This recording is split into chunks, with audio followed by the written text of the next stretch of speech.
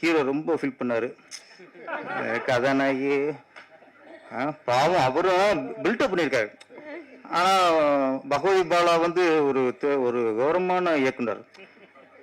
ஏன்னா ஃபஸ்ட்டே உன்னை ஹீரோ நிறுத்திட்டா ஏதோ விமர்சனம் பண்ணுவாரோ, கலர் சரியில்லை, உயரம் சரியில்லை, அவளுக்கு நான் நினச்ச மாதிரி இல்லை, இப்போ சொல்லி வரேன்ட்டு ஃபஸ்ட்டு 35 வயசில் ஒன்று, அப்புறம் 40 வயசில் ஒன்று, இப்படி காட்டி காட்டி கடைசியாக எதை கட்டினாலும் ஓகேன்னு சொல்கிற அளவுக்கு கொண்டு வந்துட்டு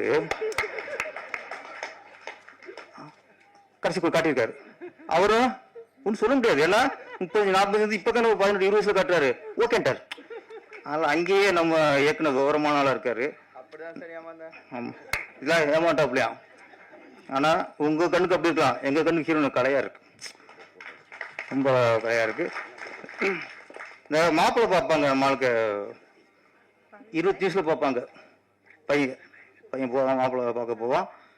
போனால் பார்த்துட்டு பொண்ணு கொஞ்சம் உயரம் கம்மி அப்படின்ட்டு வந்துடுவான். அப்புறம் 22 வயசில் போய் பொண்ணு பார்ப்பான், அந்தளவுக்கு கலர் இல்லை அப்படின்னு வந்துடுவான். அப்புறம் 30 வயசில் காட்டுவாங்க, இப்போ பார்ப்பான், இல்லை ரொம்ப கொஞ்சம் குண்டாக இருக்குது அப்படின்னு வந்துடுவான். இப்படியே போயிட்டுருக்கும். 30 வயசுக்கு மேலே இவனை பொண்ணு பார்க்க கூப்பிட மாட்டாங்க. ஏன்னா மாப்பிள்ளை வயசு 35 கூப்பிட மாட்டாங்க.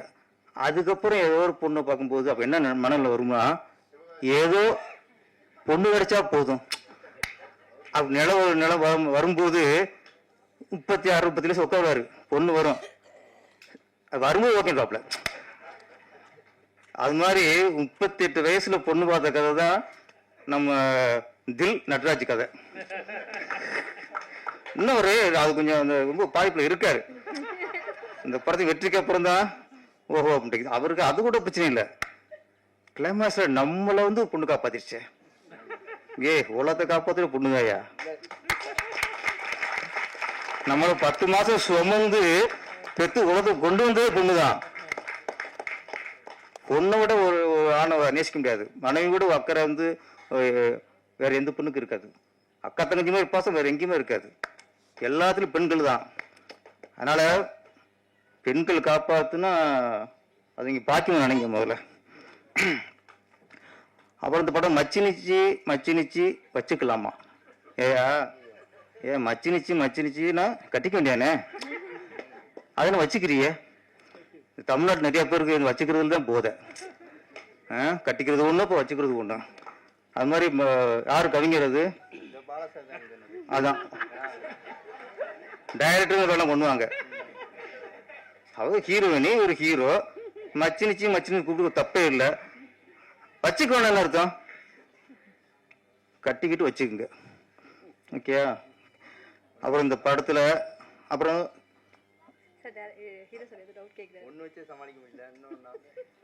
பாருங்க, அது ஒன்னே சமாளிக்க முடியலையா?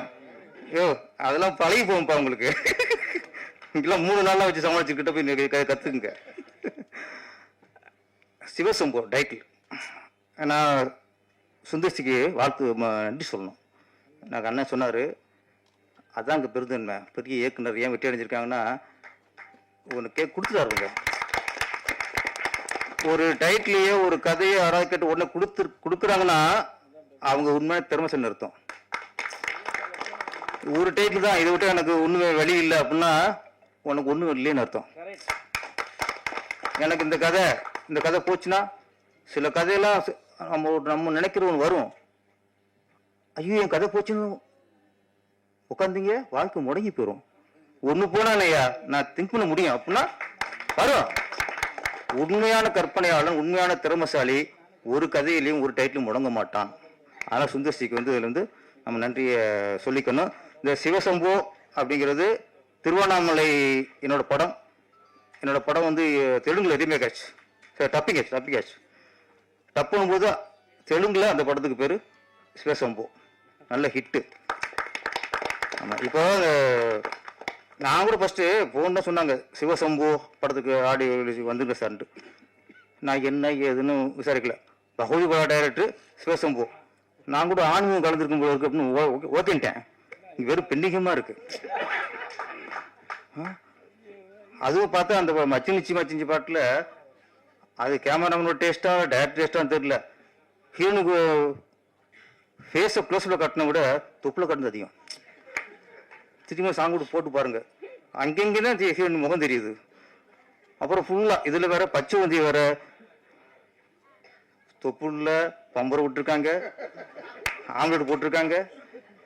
முதல்ல ஒரு பச்சை வந்தி விடுவாருங்க, அது என்ன டெஸ்ட்னே தெரியல எனக்கு. ஒரு பச்சை வந்தி விட்டு என்னன்னா தொப்புல போனால் பச்சை வந்தி நிறம் மாறுதா, அந்த பொண்ணு கலர் கேட்குமா மாறுதா, மாறல. அது மாறல, அது வந்து மரத்துல மாறும், வயிற்று எப்படி மாறும், அது தன் மறந்துருக்கும், தன் குணத்தையும் மறந்துருக்கும், மறந்துருச்சு. அவள் இந்த மாதிரி நிறைய விஷயங்கள்ல அவன் இந்த சிவசம்பூன்னு நான் வந்து அப்படி நினச்சிருந்தேன், ஒரு ஆன்மீகம் அப்படின்ட்டு. இப்போலாம் அப்படி கதை டைட்டில் வைக்கிறதே கொஞ்சம் சிக்கலாக இருக்குது. இப்போ சிவசம்பு, ஓம் சக்தி, முருகா இப்படிலாம் வச்சுங்களே டேரக்டர் சங்கியோன்றாங்க, சாமி பேர் ஆயிக்கிறானுங்க. இப்போ அப்படி ஆகிப்போச்சு இப்போ உலகத்தில். இப்போல்லாம் இப்போ சூப்பர் ஸ்டார் ரஜினிகாந்த் வந்து அப்போ எடுத்துட்டாரு அண்ணாமலைன்ட்டு. இப்போ எடுக்க முடியுமா? அண்ணாமலை பேர் வைக்க முடியுமா? ஓ அண்ணாமலை பேர் வச்சிருக்காரு, ஓ இவர் அந்த கட்சியோ ஒரு சங்கியோ அப்படின்வாங்க. இதுக்கப்புறம் அண்ணாமலை பேர் வைக்க முடியாது. திருவண்ணாமலை வைக்கிறது டவுட்டு தான் இருக்கலாம். நீங்கள் அந்த அளவுக்கு 100 அண்ணாமலை மேலே வந்துட்டாரா, அது எப்படி சிக்கலாக போச்சு. இப்போ இந்த சிவசம்பு, அண்ணாமலை, அருணாச்சலம், படையப்பா இதெல்லாம் நம்ம கொஞ்சம் கஷ்டம்தான். அதனால் சிவசம்பு பேர் வச்சாலும் நம்ம வந்து ஆன்மீகம் நினைச்சோம், இருந்தாலும் நல்ல விஷயம். டேரக்டர் சொல்லியிருக்காரு, பெண்கள் நம்ம நினச்சிக்கிட்டோம் பெண்கள் வந்து இன்னைக்கு விடுதலை அடைச்சிருச்சு, பெண்கள் வந்து இன்னைக்கு ஆணுக்கு நிகராக வந்துட்டாங்க அப்படின்னு நினச்சிக்கிட்டு இருக்கோம். இந்தியா சுதந்திரம் அடைச்சிருச்சு, இந்தியா ஒரு சுதந்திர நாடு என்பது எவ்வளவு ஒரு பொய்யோ. சுதந்திரம் அடைச்சிருச்சு, சுதந்திரம் கொடுத்துட்டான், நாம சுதந்திரமா இருக்குமா?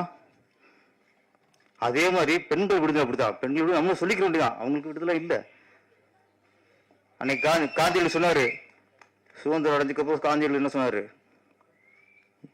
என்னைக்கு இரவு 12 மணிக்கு பெண்ணு நகையெல்லாம் போட்டுட்டு தனியாக போகிறாங்களோ, தனியாக போய் அவங்களுக்கு எந்த பாதிப்புலையோ அன்னைக்கு தான் நம்ம நாடு உண்மையாக சுதந்திரம் அடைச்சிருந்தாரு. இன்னைக்கு நைட்டு ஒரு பொண்ணு நகையெல்லாம் போட்டு தனியாக போச்சுன்னா நகையும் போச்சு, கற்பும் போச்சு. அன்னைக்கே நகை தான் போயிடுச்சு, இன்னைக்கு கற்பும் போயிடும். ஆனால் இன்னைக்கு நம்ம சொல்லிக்கிருக்கோம், பெண்கள் தூக்கி கொண்டாடிக்கிறோம். இன்னைக்கு நாகரிகம் பெருக படிப்பு அறிவுலாம் கூட அன்னைக்கு இருந்ததை விட இன்னைக்கு பெண்கள் நிலைமை மோசமாக இருக்கு. அது ஒன்றுமோ ஒத்துக்கணும். அந்த விஷயத்தை தான் நம்ம இயக்குனர் பகவதி பாலா கூடியிருக்கிறாரு. இந்த பாட்டு ஒன்று வந்துச்சு, புரட்சி பெண்ணே புதுமை பெண்ணுன்ட்டு. கவிஞர் நாள் வரிகள் சூப்பராக இருந்தாங்க. ஆமாம் மேடம், உங்கள் பேர் கவிதா குப்புசாமி. ஒரு வரிகள் அப்படியே பெண்ணினத்துக்காக எழுதப்பட்ட ஒரு வரி ரொம்ப நல்லா இருந்துச்சுமா. எனக்கு அந்த பாட்டை பார்க்கும்போது புதுமை பெண் இயக்குனர் இமயம் பாரதிராஜா அவர்கள் இயக்கிய புதுமை பெண் படத்துல ஒரு தென்றல் புயலாகி வருதே, காலதேவனின் தருமை எல்லைகள் மீறுகின்றதோ, அந்த எஃபெக்ட் நல்லா இருந்துச்சு. அதே மாதிரி அந்த பொண்ணு க்ளோஸ்அப், நிறைய க்ளோஸ்அப் யூஸ் பண்ணி இந்த மச்சிட்டு க்ளோஸ்அப் போடல, அதை இங்கே ஈக்குவல் பண்ணிட்டாரு. இங்கே க்ளோஸ்அப் தான் எல்லாங்களும் இந்த முறைக்கு. இந்த பொண்ணு ரெஜினாவுக்கு வாழ்த்துக்கள். இந்த படம் மிகப்பெரிய வெற்றி அடைந்து கதாநாயகன் நம்ம தில் நடராஜுக்கு அடுத்த படத்தில் இன்னும் நல்ல இளம் கதாநாயகன் ஒரு மண்புலின்னு டைட்டில் வச்சுட்டு ஒரு படம் எடுங்க, அப்பதான் ஒரு திருப்தி அடைவாரு. பகவதி பாலா அந்த மன்மதிலே 2 அப்படின்னு சொல்லிட்டு ஒரு 10-15 பொண்ணுல போட்டு படம் எடுத்து விடுங்க அப்படியே. ஆமா இல்ல என்ன நினைச்சுட்டு வச்சு சொல்ல வந்தது இல்ல. ஓகே இருந்தாலும் பரவாயில்ல. அடி இருக்கு கல்யாணம் ஆச்சா? நைட்டு கொஞ்சம் நோட் பண்ணிக்கோமா. 35-40 ஃபீல் பண்ணியிருக்காரு, நோட் பண்ணிக்கங்க.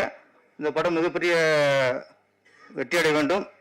பகவதி பாலா 16 பெற்று பெருவாழ் வாழ்வுனாங்கல்ல, இதுவரை 16 படம் பண்ணிட்டாரு. இன்னும் நிறைய படங்கள் பெற்று டைரக்டர் ராமானந்த சாருடைய பேர் அடிக்கடி இங்கே அடிபட்டது. அவர் என்னோட குருநாதர். ஆமாம் அண்ணா உங்களை அவர் என்ன கூட சொன்னதில்லை, டேரக்டர் ராமநாதன் அந்த மாதிரி சொன்னதில்லை. ஆனால் உங்களை சொல்கிறாங்க, அதுக்கு நான் பெருமைப்படுறேன். இன்னைக்கு என்னோட குருநாதர் பேர் இன்னைக்கு ஒழிச்சிக்கிட்டு இருக்கு, அதுக்கு நான் பெருமைப்படுறேன். அனைவருக்கும் நன்றி, வணக்கம்.